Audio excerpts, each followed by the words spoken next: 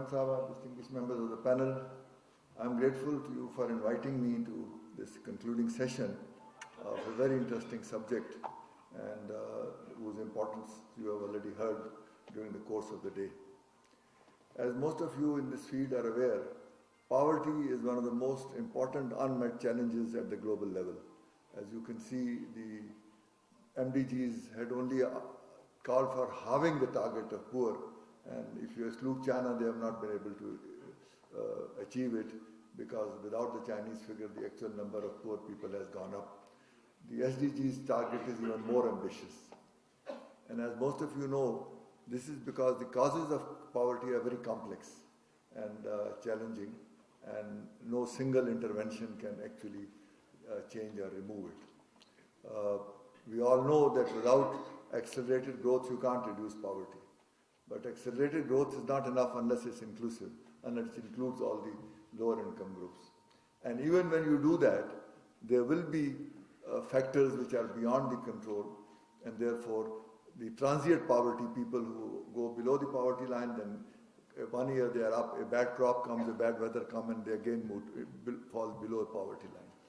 Then of course, at the bottom there are always groups of people, 15%, 10%, who are chronically poor because they don't have means of subsistence, they don't have education, and they are either widows or handicapped people. So those are the people that are not in the mainstream of the economic activity. So those you have to look after in any case.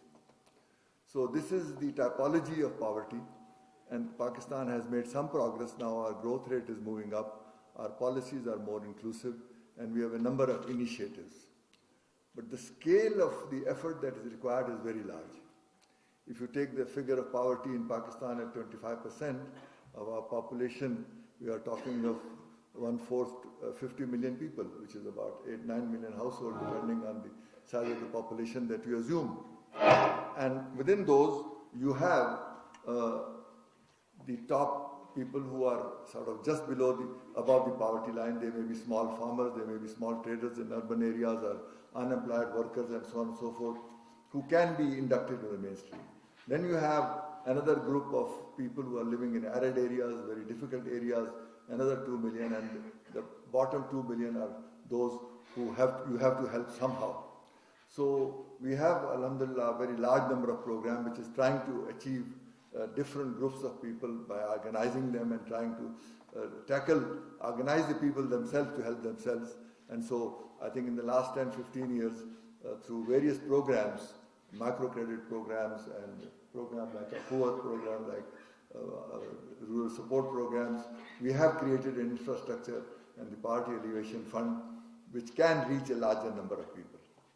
So in this context, the need for social safety nets for the really vulnerable groups, the bottom 10-12%, has remained a very difficult challenge. So I think we had Baitul Mal and we had Zakat, but they covered a very small portion of the population at that time, of the vulnerable population.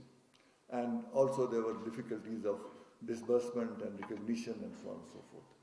So the start of the Benazir Income Support Program marked a threshold in our efforts to develop social safety net, partly because the size we started, I think, with 35 to 40 billion, then we went to 70, now I think it's 100 billion plus. So it is for the first time a very significant amount that is now going to the vulnerable groups for direct income support. And as most of you are aware, the real challenge of social safety nets is targeting. How do you choose, because such a large number of people, so all these social safety net programs around the world have got into difficulties because the targeting was not enough and people started complaining that the money is leaking out and it's not actually reaching the poor. Even if though the leakage may be 5% or 10%, but the damage done to the program as well. So this socio-economic resistance that you are talking about is a very important part of this major problem of how to target your program to the really vulnerable groups. And they started, this is the third phase, so I think the systematic manner in which we have tried to address this issue from the first survey to the second and now the third survey, I think Pakistan will come out at the world level as one of the few countries who has done a very innovative experimentation on identifying the target groups through very good statistical and other techniques.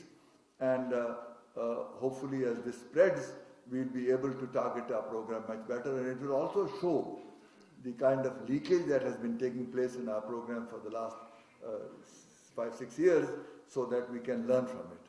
But the more important is that once you build this kind of a database, then many other programs get linked up with it, whether it's population, whether it's disaster management, whether it's whether it's other, then you are able to, the dividends and then the feedback from there enriches this program.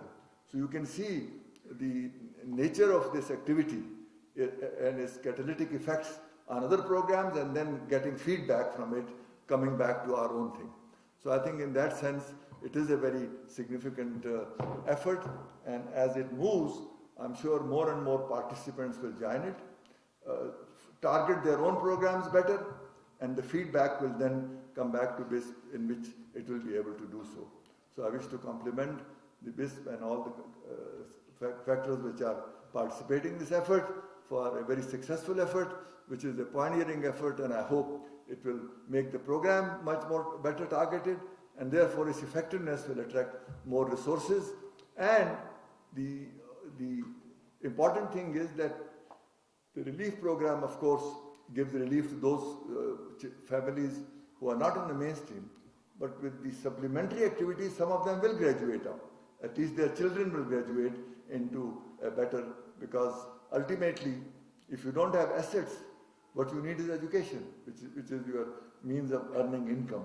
So as the program moves and it moves into other areas, then of course it will become richer. And so I hope in the next 10 years, with our growth rate picking up, the difference that Pakistan will be able to make in reducing its poverty will be at a much higher rate than we have achieved in the last 10 years. And that is where I think BISP and all the other organizations will play a major role. And let's hope that we are then able to achieve, which we could not do last time, that sustainable development goals, targets of poverty reduction we will be able to achieve. For these words, I again compliment BISP and all the partner organizations for this very good efforts. Thank you.